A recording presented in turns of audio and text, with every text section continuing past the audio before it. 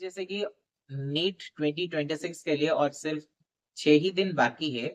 So already आप लोगों को पता चल गया होगा कि आपका इस बार सिलेक्शन होगा या नहीं होगा, क्योंकि प्रिपरेशन के ऊपर पूरा डिपेंड करता है कि आपको गवर्नमेंट कॉलेज मिलेगा या नहीं मिलेगा।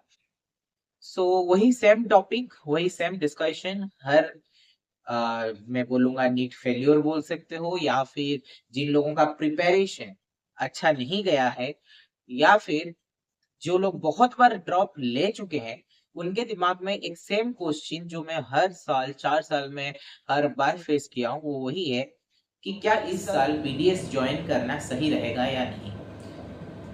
सो गाइस, बीडीएस ज्वाइन करके मैं क्या क्या प्रॉब्लम फेस किया हूँ, कितना मैं कॉन्फिडेंट हूँ। आज इंटर्नशिप का साल मेरा चल रहा है, इंटर्नशिप चल रहा है, सो कितना कॉन्फिडेंट मैं हूँ बीडीएस करके। बीटीएस ज्वाइन करने के बाद आप लोगों को क्या करने का, अब इसके बाद आप लोगों के पास क्या क्या कैरियर ऑप्शन है। सो आज हम इस वीडियो में इसके रिगार्डिंग सारे बात करेंगे, एंड उसके साथ मैं आपको बताऊंगा अगला वीडियो में प्रॉपर गाइड करूंगा कि Kalinga institute of dental science में आपको कैसे एडमिशन लेना है। पहले आता है 2026 में बीडीएस ज्वाइन करना सही रहेगा कि नहीं, बीडीएस प्राइवेट कॉलेज से करने से कुछ फायदा है कि नहीं, बीडीएस के बाद क्या क्या कैरियर स्कोप है। सो आज का वीडियो में हम ये सारे 3 क्वेश्चंस का आंसर्स देने वाले हैं।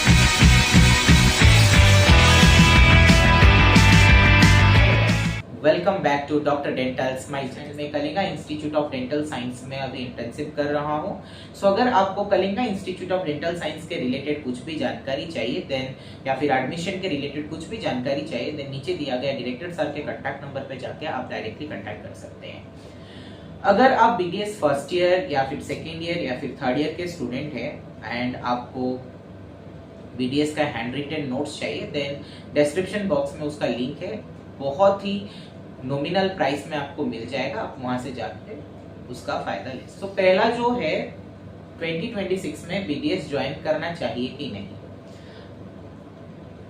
क्यों हर साल ये सेम क्वेश्चन आ रहा है मेरे को समझ में नहीं आता है। लाइक लास्ट ईयर कुछ बच्चे पूछे थे, इस साल भी सेम क्वेश्चन 2026 में करूंगा बीडीएस तो क्या क्या कैरियर स्कोप है। गाइस मैं आपको बता दूं कैरियर का बाद में है। अगर आप बीडीएस में आ रहे हैं देन बीडीएस में आपको प्रॉपर 5 साल यहाँ पे रहना पड़ेगा। BDS is a 5 years course जहाँ पे 4 साल का academic plus like first year and second year का अगर मैं बात करूँ देन उसमें आपका थियोरी एंड प्री क्लिनिकल का काम रहता है। थर्ड ईयर फाइनल ईयर में आपका थियोरी प्लस क्लिनिकल काम रहता है, एंड आपका इंटर्नशिप में अब सिर्फ डेंटल का जो 9 डिपार्टमेंट है उसमें आपको आपका पोस्टिंग लगने वाला है। सो गाइस अगर मैं आपको बता दूं, आप बहुत लोगों को लगता है कि कंपैरिजन करते हैं, क्वेश्चन पूछते हैं कि एमबीबीएस बीडीएस के साथ बराबर है नहीं, बीडीएस करके क्या फायदा। सो गाइस मैं आपको बता देता हूं बीडीएस में क्या क्या सब्जेक्ट्स है। फ्रॉम फर्स्ट ईयर, अगर आप बीडीएस फर्स्ट ईयर में ज्वाइन करेंगे, सो बीडीएस फर्स्ट ईयर का जो सब्जेक्ट्स है वो है human anatomy including embryology and histology. फिर आपका आता है डेंटल एनाटॉमी, डेंटल हिस्टोलॉजी, फिर आएगा आपका फिजियोलॉजी एंड बायोकेमिस्ट्री। उसके साथ आपका एक क्लास होता है जो कि आपका प्री क्लिनिकल प्रोस्थोडोंटिक्स। बेसिकली उसका एग्जाम जो होगा प्रैक्टिकल एग्जाम वो आपका सेकेंड ईयर में होता है, बट उसका क्लासेस जो होता है वो फर्स्ट ईयर में शुरू हो जाता है।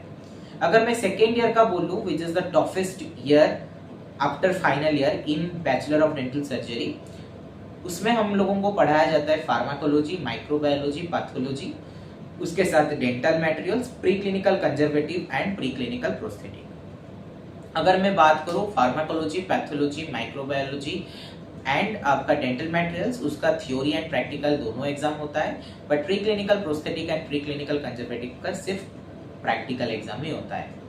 थर्ड ईयर में आपका आ जाएगा जो सब्जेक्ट्स है, अगर मैं बोलूं तो ओरल पैथोलॉजी, फिर आपका आता है general medicine and general surgery.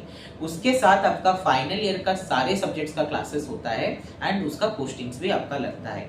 And अगर मैं फाइनल ईयर का बात करूं, उसमें आपका आ जाएगा oral medicine and radiology, oral and maxillofacial surgery, prosthodontics and crown and bridge, periodontology and implantology, फिर ओरल एंड देन आपका आ जाएगा कंजर्वेटिव एंड एंडोडोंटिक डेंटिस्ट्री, फिर आता है आपका पब्लिक हेल्थ डेंटिस्ट्री, फिर orthodontics and dentofacial orthopedics and pedodontics and preventive dentistry.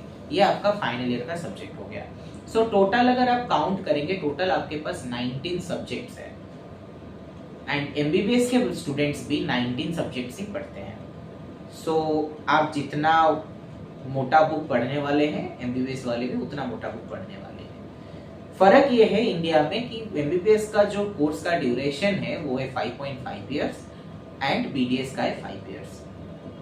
दूसरा बात, जैसे मैंने आपको सारे सब्जेक्ट्स का नाम बता दिया, और जो एक फर्क है वो ये है कि माइक्रोबायोलॉजी और पैथोलॉजी वो एक सब्जेक्ट है डेंटिस्ट्री में, एंड फिजियोलॉजी एंड बायोकेमिस्ट्री एक सब्जेक्ट है डेंटिस्ट्री में। एट द सेम टाइम आप लोग थर्ड ईयर में general medicine and general surgery का एग्जाम देने वाले हैं। बाकी सारे चीज जो मैं बोला ये आपका 19 सब्जेक्ट्स होता है डेंटिस्ट्री में। अगर डेंटल का डिपार्टमेंट्स का मैं बात बोलूं, जो मैं फाइनल ईयर का सब्जेक्ट्स का नाम बोला वो सारे हमारा डेंटल का डिफरेंट डिपार्टमेंट्स है। टोटल 9 डिपार्टमेंट्स है डेंटिस्ट्री में, जो कि बहुत ही कम लोगों को पता है। एंड डेफिनेटली जो लोग अभी मेरा वीडियो भी देख रहे हो, आप लोगों को भी डेफिनेटली पता नहीं होगा। सो जैसे मैं फिर से अगर बोल दूं, oral medicine and radiology, oral and maxillofacial surgery, prosthodontics and crown and bridge, periodontology and implantology, oral and maxillofacial pathology and microbiology and forensic odontology.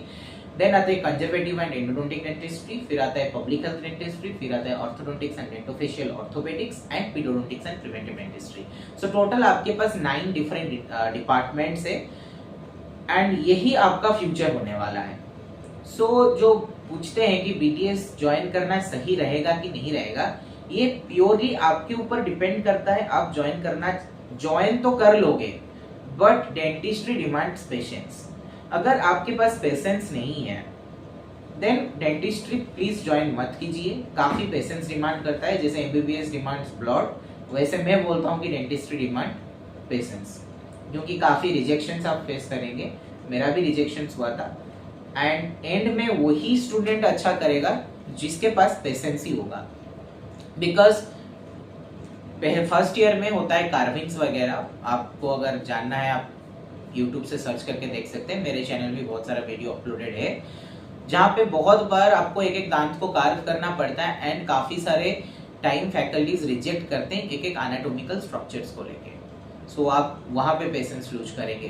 Patience lose तब करेंगे जब आप देखेंगे आपका जो बेस्ट फ्रेंड है वो आपसे आगे निकल गया और आपका बस रिजेक्शन पे रिजेक्शन हो रहा है। सो यहाँ पे आपको पेशेंस रखना पड़ेगा। सेकेंड ईयर में again pre clinical prosthetic, pre clinical conservative, highly आपको पेशेंस चाहिए। बहुत सारे देखेंगे कि हर कोई तो आर्टिस्टिक नहीं हो सकता है। सो जो जिसका आर्टिस्टिक हैंड होगा वो तुरंत बना देगा, एंड जिसका आर्टिस्टिक हैंड नहीं होगा वो स्लो स्लो जाएगा। सो आप स्लो करके जितना सीखने के मूड में रहेंगे, जितना आप नॉलेज गेन करते रहेंगे, डेंटिस्ट्री आपके लिए फायदा होगा। एंड हाँ, ये एक जेन्युइन बात है। जितने लोगों को लग रहा है कि बीडीएस ज्वाइन करने के बाद तुरंत आपको नौकरी मिल जाने वाला है, देन ये बहुत ही रॉन्ग कंसेप्ट है। ऐसा कुछ भी नहीं है। अगर मैं बोलूं एमबीबीएस के लिए, हाँ, एमबीबीएस आप अगर ज्वाइन कर लें, देयर इज अ चांस कि उसके बाद आपको तुरंत नौकरी मिल जाएगा। बट बीडीएस के बाद तुरंत नौकरी मिलना इज टू डिफिकल्ट। बट आपके पास जो ऑप्शन है, जैसे कि आप एमडीएस कर सकते हैं, जैसे कि आप हर स्टेट का अपना पीएससी एग्जाम होता है, उसमें आप अप्लाई कर सकते हैं। सेंट्रल गवर्नमेंट की तरफ से यूपीएससी का एग्जाम होता है, आप उसमें दे के उसको क्रैक कर सकते हैं। आप रेलवे का एग्जामिनेशन दे सकते हैं, आप आर्मी डेंटल कोर्स ज्वाइन कर सकते हैं, आप आईसीएमआर ज्वाइन कर सकते हैं, आप वर्ल्ड हेल्थ ऑर्गेनाइजेशन ज्वाइन कर सकते हैं, एंड आप अगर सुपर स्पेशलाइजेशन करना चाहते हैं एमडीएस के बाद वो भी कर सकते हैं। आप एमपीएच कर सकते हैं, that is masters in public health कर सकते हैं। आप एमएचए कर सकते हैं, that is masters in health administration, उसको भी आप ऑप्ट कर सकते हैं। एंड आप फॉरेन में जाके डेंटिस्ट्री प्रैक्टिस कर सकते हैं। सो ये सारी चीजें आपके पास ऑप्शन है, ऐसा नहीं कि ऑप्शन नहीं है। But the thing is you should be that much knowledgeable to achieve all this things. अगर आप उतना नॉलेज नहीं रखेंगे, definitely you are going to like आपका कैरियर जो है वो अच्छा नहीं बनने वाला है, बिकॉज कहीं ना कहीं बीडीएस में आप मेडिसिन नहीं देने वाले हैं। बैचलर ऑफ डेंटल सर्जरी में आपको हर एक पेशेंट में कुछ ना कुछ करना पड़ेगा। यहाँ पे ऐसे पेशेंट नहीं आते जहाँ पे आप मेडिसिन देंगे तो पेशेंट का सब कुछ ठीक हो जाएगा। सो हमारा जो केसेस होता है, हर केस एक सर्जरी है। चाहे मैं अल्ट्रासोनिक स्केलिंग करूं, यानी कि जो दांत साफ करना बोलते हैं, वो भी एक सर्जरी है। एंड अगर मैं दांत का निकालने का बात करूं, वो भी एक सर्जरी है। दांत को फिल करना, फिलिंग जो बोलते हैं, टूथ फिलिंग, वो भी एक सर्जरी है। सो हमारे में सारे केसेस जो है वो सर्जरी के ऊपर डिपेंड करता है, वो मेडिसिन के ऊपर डिपेंड नहीं करता है। तो वो चीज आपको ध्यान रखना पड़ेगा।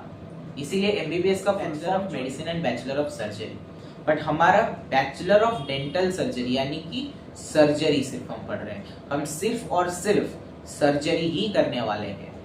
सो इसीलिए विदाउट इंटरवेंशन आप एक पेशेंट का दांत को अगर छुओगे नहीं, कुछ करोगे नहीं उसके ऊपर कुछ प्रोसीजर अगर परफॉर्म नहीं करोगे, देन दांत का जो दिक्कत है वो कभी ठीक नहीं होने वाला है, या फिर ओरल कैविटी का जो दिक्कत है वो कभी ठीक नहीं होने वाला है। So it's not about medicine at all. And वो ठीक तुम तब करोगे जब तुम काम सीखोगे, जब तुम्हारा हैंड स्किल अच्छा होगा। एंड उसके लिए जो तुमको चाहिए वो है नॉलेज प्लस पेशेंस प्लस बात करने का तरीका। सो ये सारे चीजें आपके लिए है। सो मैं आपको कैरियर ऑप्शन भी बता दिया, बीडीएस ज्वाइन करना नहीं ज्वाइन करना। दूसरा चीज जो एक रहता है, बीडीएस बहुत लोगों के लिए एक सेकेंड ऑप्शन रहता है। डेफिनेटली मैं ये नहीं बोल रहा हूं कि अगर आपको एमबीबीएस नहीं हुआ तब आप क्यों ज्वाइन कर रहे हैं बीडीएस, बट हाँ, अगर एमबीबीएस नहीं हुआ एंड आप अभी बीडीएस ज्वाइन कर रहे हैं, then let's forget about MBBS. आप अभी बीडीएस ज्वाइन किए, सो बीडीएस में फोकस कीजिए। बीडीएस में कैसे अच्छा नाम कमाएंगे उसके बारे में सोचिए। एंड जो लोग ड्रॉपर्स नहीं है, फ्रेशर्स है, जो लोग तुरंत ज्वाइन करना चाहते हैं BDS, then it's a very good option. आपको ज्वाइन करना चाहिए, काफी स्कोप है, बट वो स्कोप को आपको खुद को ढूंढना पड़ेगा। ऐसा नहीं कि 100 बच्चे अगर एक एमबीबीएस के कॉलेज में पढ़ते हैं, 100 में से 100 बच्चे पास होते हैं, कुछ बच्चे हैं जो कि फेल होते हैं। सो आपको उस कैटेगरी में आना है या फिर अच्छा मार्क्स रख के पास होना है, वो आपके ऊपर डिपेंड करेगा। सो बीडीएस में भी सेम चीज है। अगर 100 बच्चे एमबीबीएस में से 40 बच्चे फेल हो गए, it is acceptable. Then BDS join करने के बाद अगर 20 लोग फेल हो रहे हैं, then it is also acceptable. But ये डिपेंड करता है कि आप क्या करना चाहते हैं। क्या जो अच्छे, क्या सारे एमबीबीएस के डॉक्टर अच्छे डॉक्टर्स होते हैं? क्या आप हर कोई डॉक्टर को जाके दिखाते हैं, या फिर आपका फैमिली में कोई एक पर्सनल डॉक्टर होगा जिसको आप दिखाते हो? सो वो डिपेंड करता है, जिसका नाम है लोग उसके पास ही जाएंगे। बीडीएस में भी वही है। So guys, thank you for watching the video. Don't forget to like, share and subscribe the channel, and also click on the bell icon to get the notifications fast.